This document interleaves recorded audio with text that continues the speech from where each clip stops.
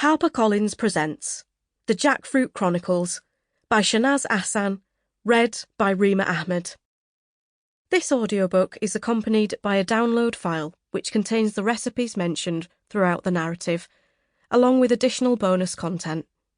Head to your audiobook download library to access the PDF. For Ammu and Abu, for everything. And for AK and ZL, so that you know our story and carry it with pride. Author's note. Lessons in love and jackfruit. Ammu and Abu have come to visit. I've just given birth to my baby daughter thousands of miles away from the small town in northern England where I was born and raised, and where my parents reside to this day. They've made the 24-hour journey to Zimbabwe, where I currently live with my husband and our two young children. My parents have become accustomed to visiting us in far-flung places.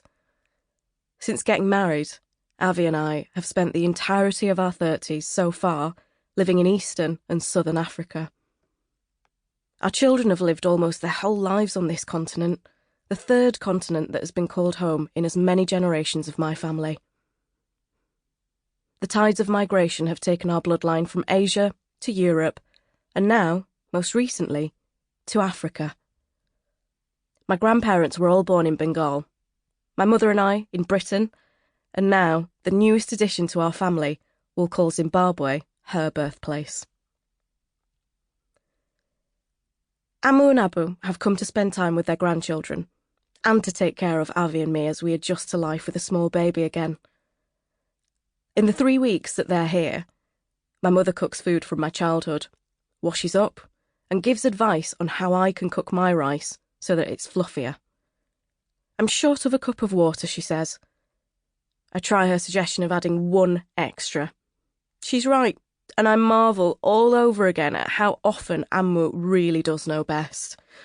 My father does all the food shopping in farmers' markets, supermarkets, and even from street vendors.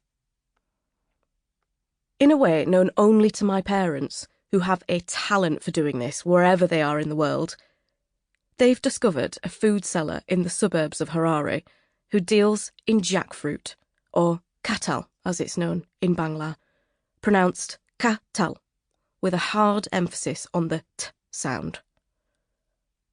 It is fair to say that they are beside themselves with excitement.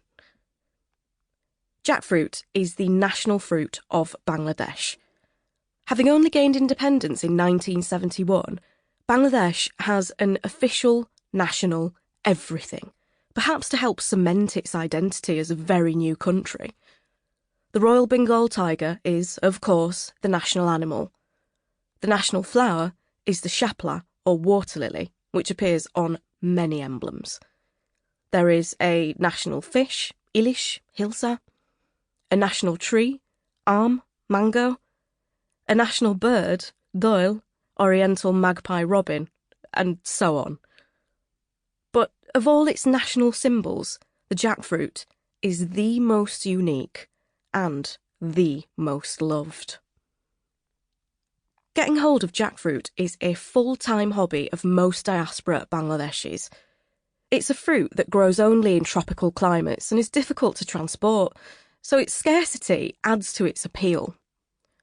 Ammu and Abu are delighted by the prospect of buying this fruit that reminds them of home, or one of their homes, or a place they used to think of as home.